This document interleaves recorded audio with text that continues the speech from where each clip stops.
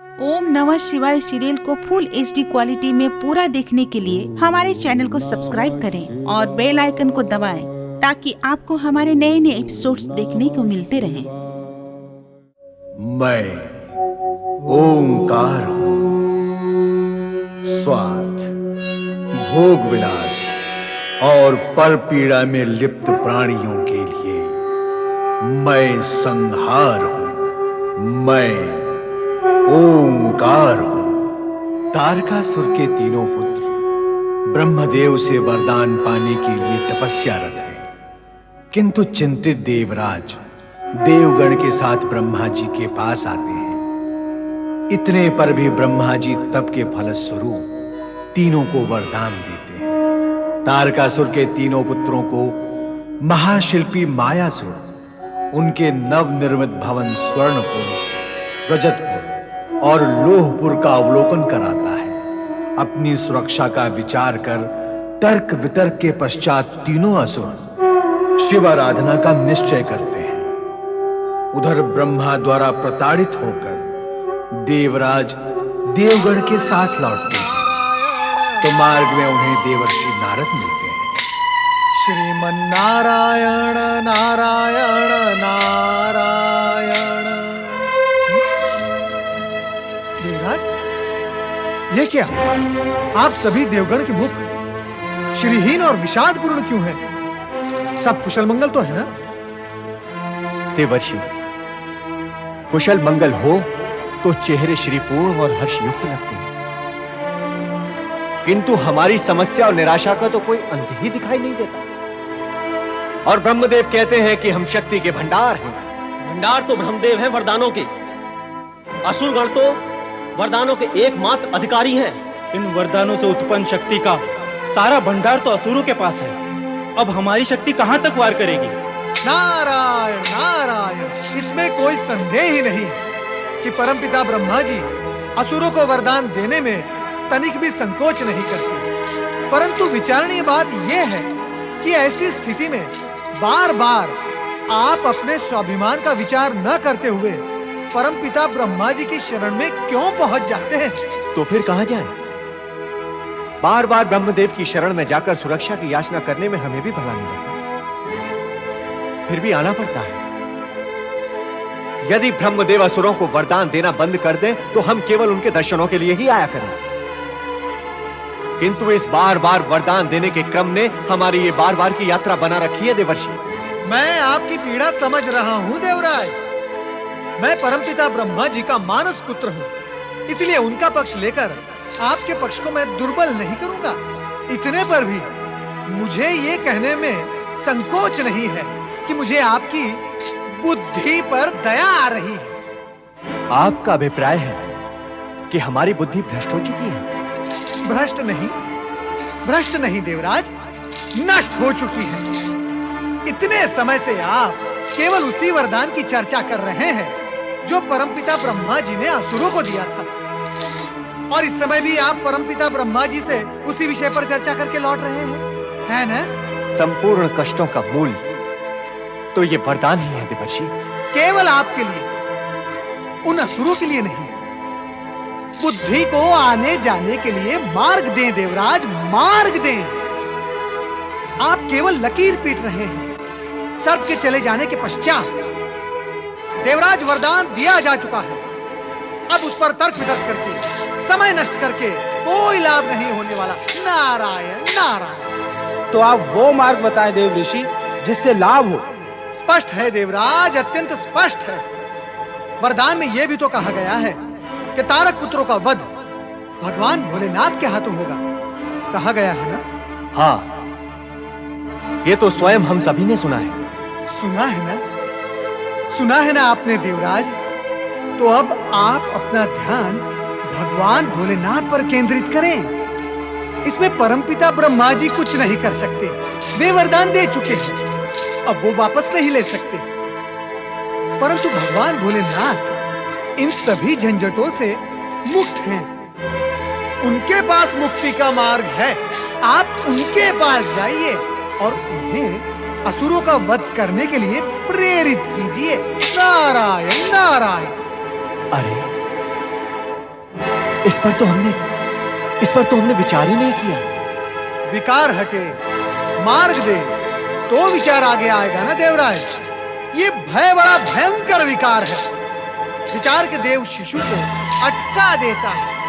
सत्य कहते हैं देवर्षि, सत्य कहते हैं। नारायण नारायण, आप मुझे स्मरण करके ये बताएं, क्या मैंने कभी असत्य कहा है? सर्वथा नहीं। तो देवर्षि, अब हम कैलाश की ओर प्रस्थान करते हैं। अवश्य।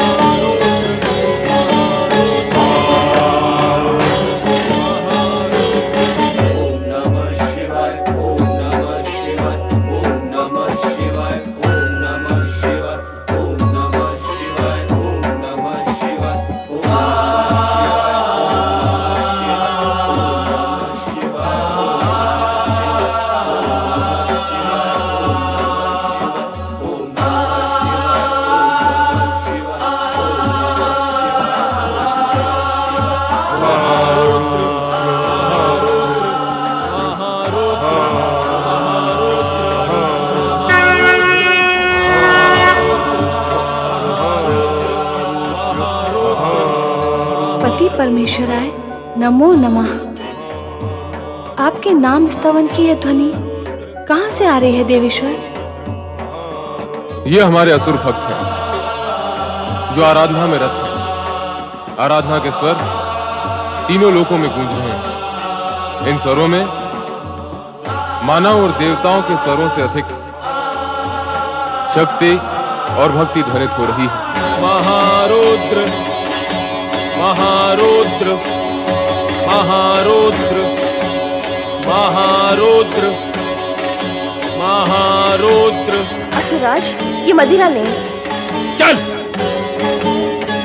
महारुद्र महारुद्र महारुद्र महारुद्र।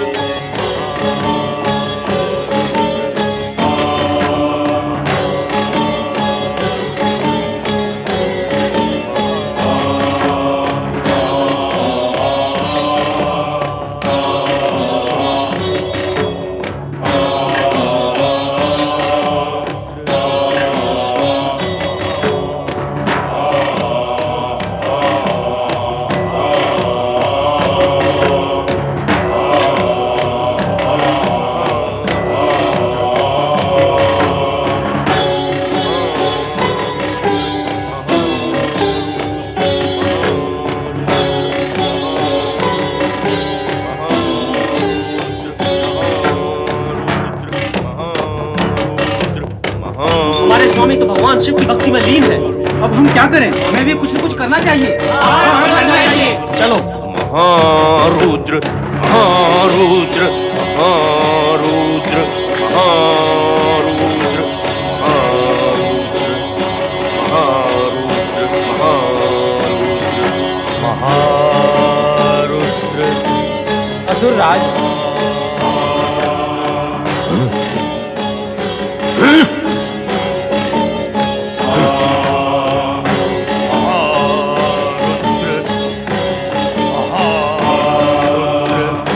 देवऋषि ने हमें उचित मार्ग बताया। हाँ, वे सदा उचित मंत्रणा ही देते हैं।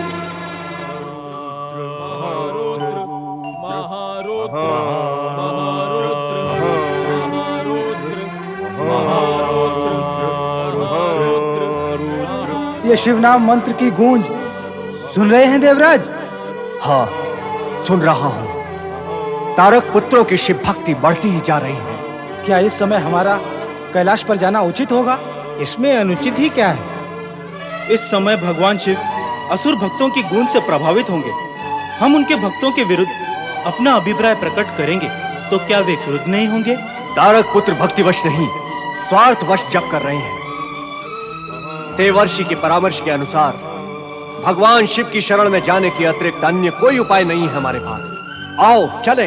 ओम नमः शिवाय, ओम नमः शिवाय, ओम नमः शिवाय, ओम नमः शिवाय, ओम नमः शिवाय, ओम नमः शिवाय, ओम नमः शिवाय, ओम नमः शिवाय, ओम नमः शिवाय, ओम नमः शिवाय, ओम नमः शिवाय, ओम नमः शिवाय, ओम नमः शिवाय, ओम नमः। माता पार्वती को देवराज का नमन।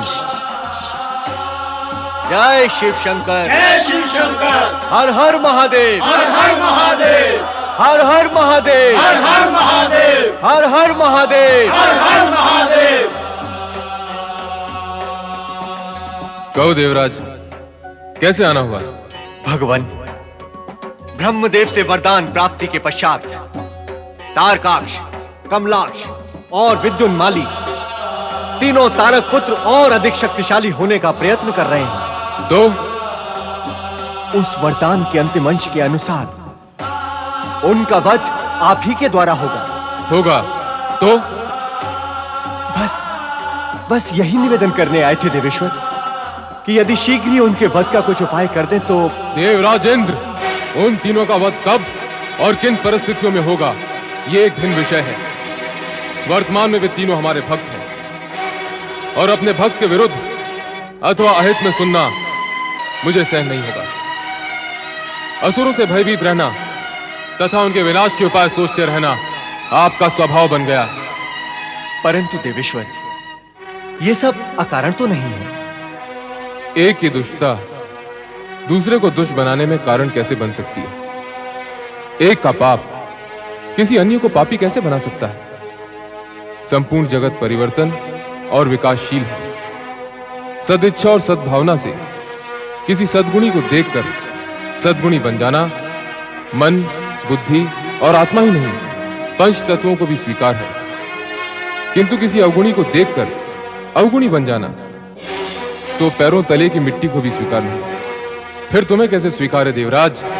सत्य यह भी है भगवान कि असुर शक्ति पाकर उस शक्ति का दुरुपयोग करते हैं। सत्य तो यह भी है कि सुर हो अथवा असुर, जिस किसी ने भी शक्ति का दुरुपयोग किया है, विधि ने उसका विनाश कर डाला है। देवराज, क्या आप एक ऐसा उदाहरण दे सकते हैं जब किसी ने शक्ति का दुरुपयोग किया हो और उसका कोई नाम लेने वाला शेष रह गया हो, अथवा जब किसी ने शक्ति का सदुपयोग किया हो और तीनों लोगों में उसके नाम की जय जयकार का डंका न बजा? नहीं भगवान, ऐसा तो कोई उदाहरण नहीं है भी नहीं और भविष्य में कभी होगा भी नहीं। जगत के प्राणी भले ही दुष्ट की दुष्टता को विवशतावश अथवा कर्म फल के कारण सहन कर लें, पर प्रकृति कभी दुष्ट की दुष्टता को सहन नहीं करती। समय पूरा होने पर उसके अस्तित्व पर पूर्ण विराम लगा देती है। इसलिए देवराज, समय की प्रतीक्षा करो। असुर भक्ति में लगकर सदाचरण के मार्ग पर बढ़ रहे हैं। ऐसे में प्रकृति का कोई भी नियम उनके मार्ग में बाधक नहीं बन सकता और भविष्य में ऐसी नीति विरुद्ध याचना लेकर कैलाश पर न आए। देवराज अभी तक नहीं लौटे। वे ब्रह्मलोक गए हैं। आप चिंता न करें देवी, देवराज देवगण के साथ अभी आते ही होंगे। चिंता का कारण तो है ही, ब्रह्मा जी ने तारका पुत्र को वरदान देकर और भी शक्तिशाली बना दिया है। और उन्होंने तो शिव के हाथों मरने का भी वरदान दिया था। इससे पूर्व ब्रह्मा जी ने उनके पिता तारकासुर को शिव पुत्र के हाथों मरने का वरदान दिया था और फिर उसने स्वर्ग लोक पर अधिकार कर लिया था। संभवतः इसी चिंता के निवारण के लिए देवराज प्रयत्नशील हैं। परंतु देवी, कहीं ऐसा ना हो कि देवराज आ गए हैं।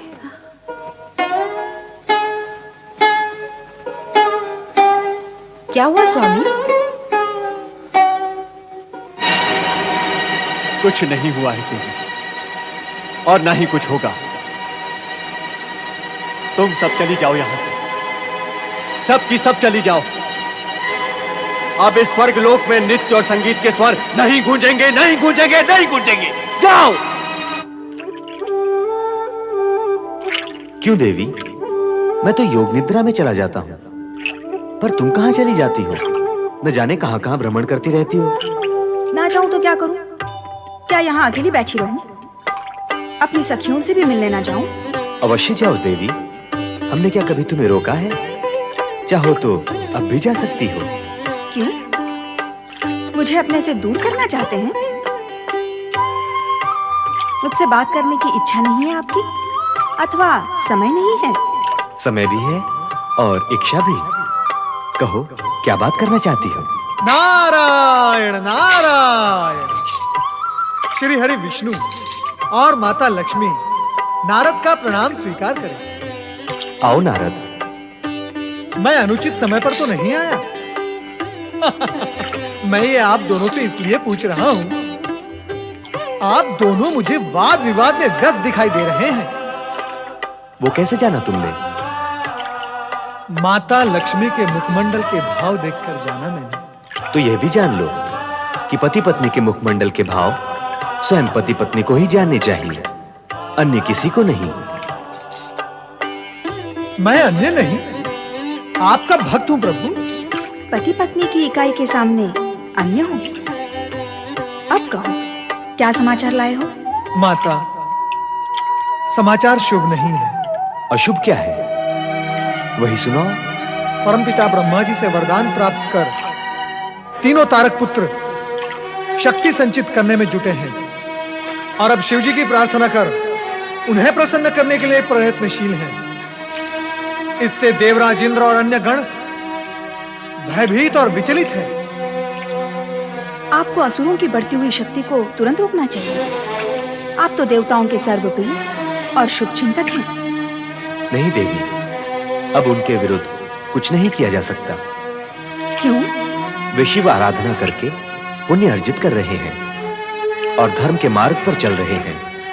पुण्यात्मा और धर्मात्मा के विरुद्ध चेष्टा करने का विचार तो स्वयं त्रिदेव भी नहीं कर सकते। नारायण नारायण नारायण नारायण नारायण। अरे आश्चर्य है, घोर आश्चर्य।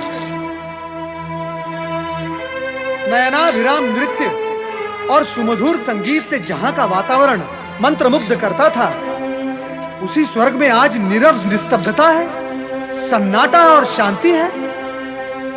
नहीं नहीं, ये नीरवता स्वर्गलोक को शोभा नहीं देती, भली नहीं लगती। नारायण नारायण। देवराज, इस भांति यदि आप मुंह लटकाए खड़े रहेंगे तो भविष्य और भविष्य में आने वाले सुख दोनों ही लटक जाएंगे। इस समस्या से निपटने के लिए कुछ न कुछ उपाय अवश्य करना ही होगा। कितने उपाय करें देवर्षि, कितने? ब्रह्मदेव के पास गए तो उन्होंने प्रताड़ित किया। आपका परामर्श मानकर भगवान शिव के पास गए तो वो भी क्रुद्ध हो गए। असुरों का पक्ष तो प्रबल होता ही जा रहा है। हमारी बुद्धि कार्य नहीं कर रही है। अब आप ही समझाइए कि क्या करें और कहां जाएं। भगवान श्रीहरि विष्णु के पास जाएं। वहां जाकर भी क्या होगा? जब ब्रह्मा जी ने और शिव जी ने प्रताड़ित किया है तो वो भी यही करेंगे। नारायण नारायण। इसलिए मैं कहता हूं देवराज कि आप व्यावहारिक बुद्धि से काम ना करके भावना में बह जाते हैं, इसलिए फिर आपको कष्ट भी उठाने पड़ते हैं। वो कैसे?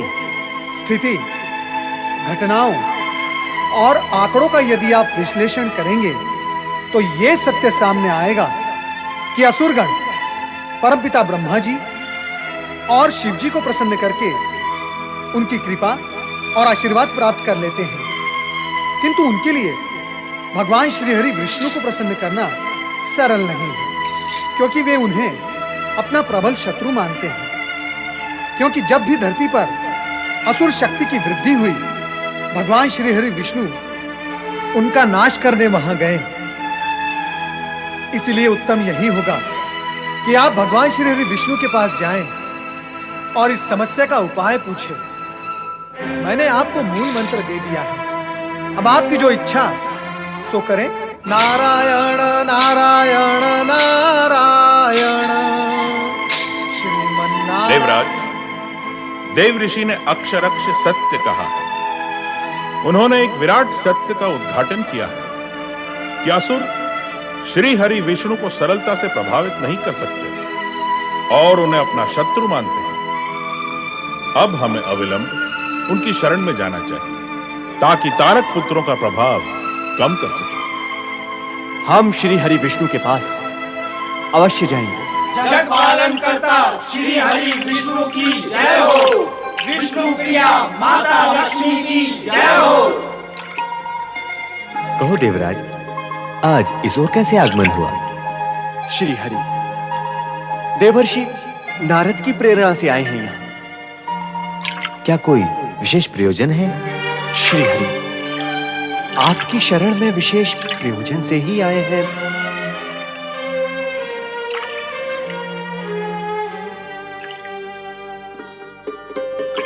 प्रयोजन तो कहें देवराज। तारक पुत्रों के आतंक ने शांति भंग कर रखी है। वो दिन प्रतिदिन शक्तिशाली होते जा रहे हैं। उन्हें ब्रह्मदेव का वरदान प्राप्त है। अब तो वो शिव आराधना भी करने लगे हैं। ब्रह्मदेव के पश्चात अब वो शिव के भी प्रिय हो गए हैं। आपको भय है देवराज, कहीं अब वो मेरे भी प्रिय ना हो जाएं? भय का भाव तो विस्तार पा रहा है प्रभु। स्थितियां ही प्रतिकूल है। स्थिति को अनुकूल बनाए देवराज, भय भाग जाएगा। भगवान, वो कैसे होगा? असुरों की शक्ति को क्षीण करके। शक्ति क्षीण करके? उनकी शक्ति क्षीण कैसे होगी प्रभु? धर्म भ्रष्ट करके और उन्हें शिव भक्ति से विमुख करके। यही एकमात्र उपाय है तारक पुत्रों को शक्तिहीन करके उनका वध करने का।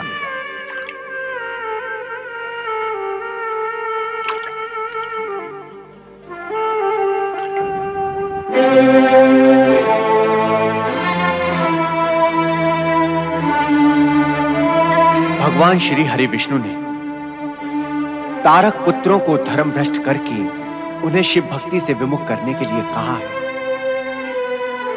परंतु ये नहीं बताया कि ये होगा कैसे। ये तो देवराज श्री हरि विष्णु से उसी समय पूछना था। कैसे पूछते? उन्होंने तो उपाय बताकर अपनी आंखें ही बंद कर ली, समाधिष्ठ हो गए। देवर्षि नारद इस समय यहां होते तो ये समस्या पैदा ना होती। नारायण नारायण। मैं तो सदैव आपके साथ हूं देवराज इंद्र, परंतु आप किस समस्या पर चर्चा कर रहे हैं? देवर्षि, भगवान श्री हरि विष्णु ने तारक पुत्रों को धर्म भ्रष्ट करके उन्हें शिव भक्ति से विमुख करने के लिए कहा है, परंतु ये नहीं बताया कि ये होगा कैसे। नारायण नारायण। देवराज, क्या आपने चिंता को अपनी प्रेयसी बना लिया है? देवर्षि, ये क्या कह रहे हैं आप? क्या मैं असत्य कह रहा हूं देवराज? देवराज, जब देखो तब आप चिंता से और चिंता आपसे चिपकी रहती है। नारायण नारायण। मेरी सुनो देवराज, इस चिंता का संग त्याग दो। मैंने उसे अपनाया नहीं है देवर्षि। प्रतिकूल परिस्थिति के गर्भ से उत्पन्न होकर मेरे मस्तक पर आ बैठी है। परंतु आप हमें उपाय बताएं कि तारक पुत्रों को किस प्रकार। उपाय माता सरस्वती बताएंगी। आप आइए मेरे साथ। नहीं, हम ब्रह्मलोक नहीं जाएंगे देवर्षि, क्योंकि वहां हमें प्रताड़ना के अतिरिक्त अन्य कुछ प्राप्त नहीं होगा। फिर वही चिंता। परंतु चिंता का कारण भी तो है देवर्षि। नारायण नारायण। देवराज, परंतु मैं भी तो हूं आपके साथ। पुत्र के पास पिता को लेकर जाएं तो साथ फलदायी और सार्थक होता है। आप ब्रह्मदेव के मानस पुत्र हैं। पुत्र को साथ लेकर पिता के पास जाएंगे तो पुत्र और पुत्र के साथी सभी प्रताड़ित होंगे। इसीलिए देवर्षि, हम ब्रह्मलोक नहीं जाएंगे। देवराज, आपको अपना कार्य भी पूर्ण करना है और संकोच भी करना है। भला ये दोनों कार्य एक साथ कैसे हो सकते हैं? नारायण नारायण। आपके मार्गदर्शन में दोनों क्या, 3 कार्य पूर्ण हो सकते हैं देवर्षि। आज आप सप्तम सुर में बोल रहे हैं देवराज। तो उचित है। आप सभी के हित के लिए ये कार्य मैं अकेला ही पूर्ण करूंगा। हम सब आपके आभारी रहेंगे देवर्षि। आभारी तो कार्य पूर्ण होने पर रहना देवराज। इस समय तो चिंता से भारी रहना त्याग दें। नारायण नारायण।